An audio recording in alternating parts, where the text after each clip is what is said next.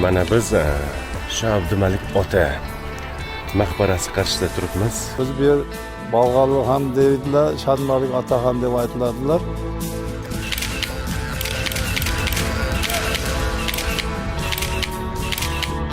Turli hududlarda Bolg'arning nomi bilan ataluvchi qishloqlar anchagina bor.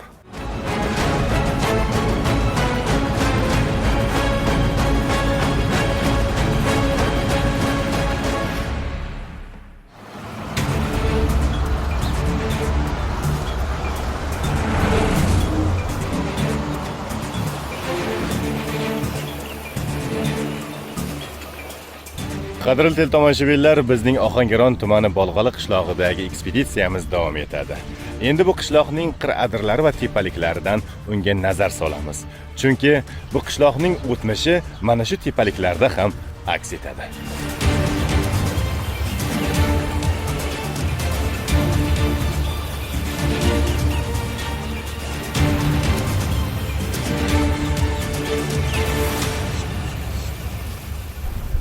Ubaydilla aka, bilmadim, tabiat menga juda ham ilhom bag'ishlayapti. Bolg'ali qishlog'ining tabiati rostdan ham zo'r ekan.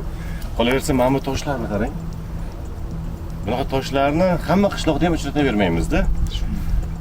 Sizga shunday savol bermoqchimanki, arxeologik jihatdan mana shu toshlar ham ahamiyatlimi fanda, tarixda?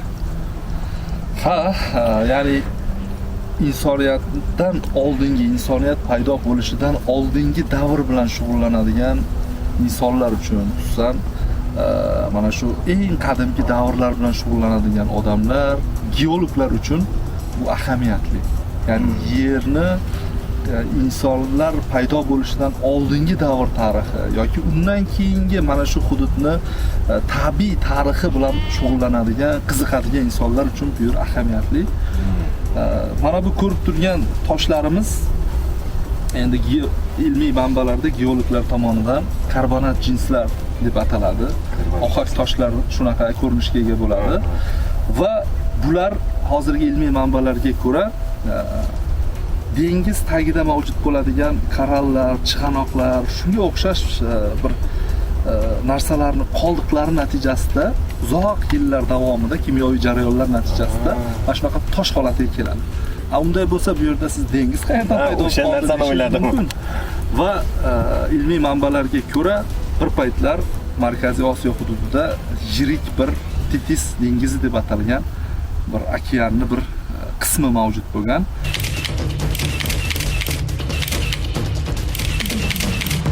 Va biz turgan joy Ohangaron ham to'g'ridan-to'g'ri uni dengizni markazi deya olmaymiz, Tetis dengizini, lekin bir qismi, ya'ni periferiya deymiz, chekkaroq qismi mana shu hududga to'g'ri kelgan.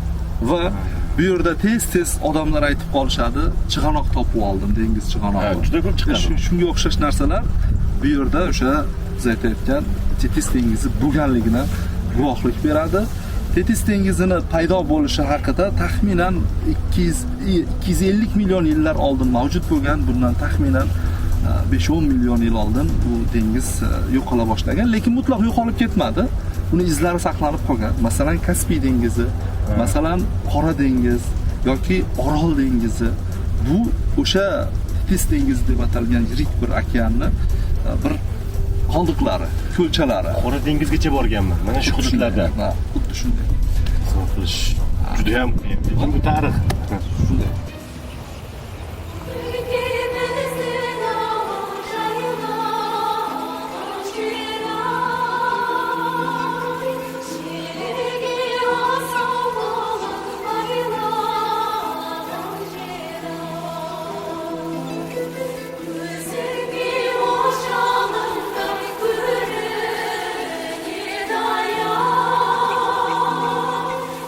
Biz Bolg'ali qishlog'idamiz. Bu qishloqning odamlari asosan qozoqlardan tashkil topgan. Qozoqlar bilamizki, azaldan chorvachilik bilan shug'ullanib kelishgan. Va bu jarayonlarda ularning eng yaqin do'stlari otlar bo'lgan.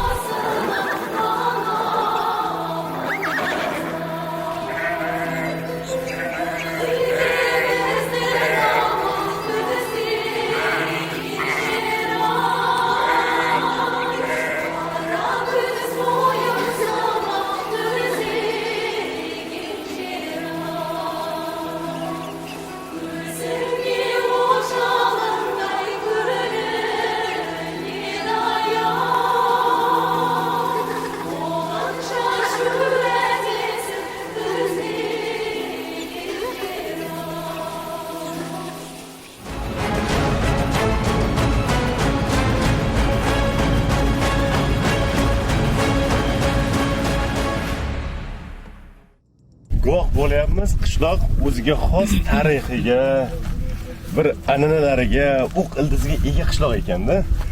Haqiqatdan ham qishloq juda ham qadimiy.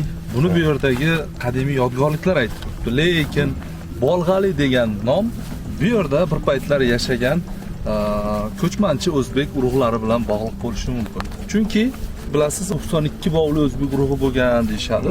Shulardan eng yiriklaridan biri bu Qo'ng'irot urug'i hisoblanadi. Qo'ng'irotlarni 5 ta tarmog'i bo'lgan. Ulardan birinchisi eng kattasi o'zini ichiga 18 ta yana qo'shimcha urug'larni o'z ichiga oladigan Vaqtamg'ali, Vaqtamg'ali, Qo'shtamg'ali, Oyinli, Qonjig'ali hamda oxirgisi Tortuvli deyiladi. Shulardan birinchisi boya aytgan eng katta tarmog'imiz Vaqtamg'ali. Bu o'zida o'z ichiga 18 ta urug'chalarni o'z ichiga olgan bo'lib, shulardan eng yiriklaridan birining nomi Bolg'ali. Bolg'ali. Va mana shu Bolg'ali urug'i O'zbekistonning turli hududlarida yashashgan. Ya'ni bular asosi o'zi ko'chmanchi. Mana ko'rib turibmiz, qishloqning o'zi ham ko'chmanchi, chorvachilik uchun mol holni boqib, yashash uchun juda ham qulay. Va bu yerlik aholini asosiy daromadi, xo'jaligi ham shuning orqasidan kechadi. Bir paytlar aynan shu urug' vakillari O'zbekistonning turli hududlarida yashashgan, xususan qo'shni Tojikiston hududida ham Bolg'ali nomi bilan ataladigan joylar bor. Hattoki ular o'zini tojik deb bilishsa-da, 1940-yil tarixchilar yozib qoldirgan ma'lumot, o'ziga tojik so'ziga qo'shib Bolg'ali tojik degan bir so'zni ishlatishgan ekan. Bolg'ali tojik. Bolg'ali tojik. Va bu bolg'a so'zi demak ularni tamg'asida bo'lgan, bu urug'ni tamg'asida, urug'larni o'zini tamg'asi, belgilari bo'lgan. Buni o'sha topilgan topilmalar ham isbotlaydi. Va biz bu qishloqning nomi aynan o'sha bolg'a tamg'asiga ega bo'lgan urug'ning nomi bilan bog'liq va ular shu hududlarda yashashgan, ularni urug'ini joylashgan joyini nomi saqlanib qolgan.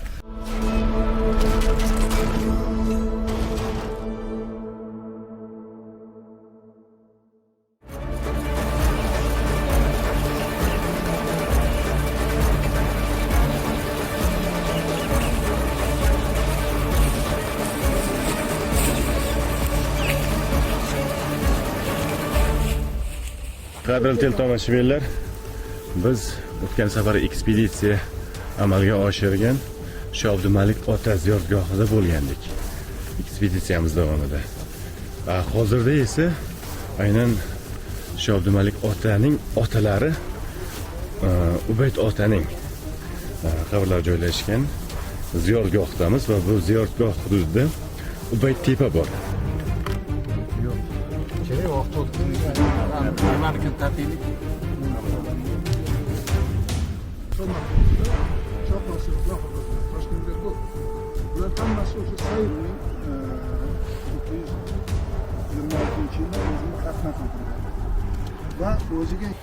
Domla Shayx Abdumalik otaning otalari Shoh Ubaydulla boboning mangu qo'nim topgan joylaridamiz hozir. Aynan Ubayd tepa deb atalar ekan bu yer. Bu joy shu yerni 8-9 asrlarda kezib chiqqan arab geograflari Al-Istahriy, Al-Muqaddasi, Ibn Xavqonlar yozib qoldirgan ilmiy asarlarda Sakokat nomi bilan keltirilgan. Sakokat, ya'ni saklar yashaydigan makon degan ma'noni bildiruvchi toponimik nom mavjud bo'lgan. Tarixdagi ilk nomi, biz bilgan nom shunday. Keyinchalik 1141-yilda bu yerlarga Farg'ona tomonidan Qora Xitoylar bostirib kelgan. Qora Xitoylar nafaqat Farg'onani, mana shu Shosh Iloq hududini ham juda katta qirg'inlar bilan mana shunaqa kichik konturli shaharlarni yanchib, qonga botirib, o't yoqib, vayron qilishgan. Keyin bu yerga Mo'g'ullar bosqini davrida Qaro Xuloguxon bilasiz, Chingizxonning o'g'illaridan biri, Iroqni boshqargan. Qaro Xuloguxonning o'g'li Erganaga bu yer inom qilingan. Ergana o'zini u yoqdagi Mo'g'ulistondagi Olmoliq degan urug' vakillarini boshlab kelgan katta miqdorda. Qarasa juda seryog'in, ser o't, yaylovga mos. U kech kuzda ham chorva och qolmaydigan bir makon ekan, suv serob. Shuning uchun Olmaliq urug'i vakillarini boshlab kelib, mana bu teskay tomondagi Qurama tizmasi etaklariga joylashgan. Shuning uchun bu yerda keyinchalik Olmaliqsoy, keyinchalik Olmaliq degan shahar paydo bo'lgan.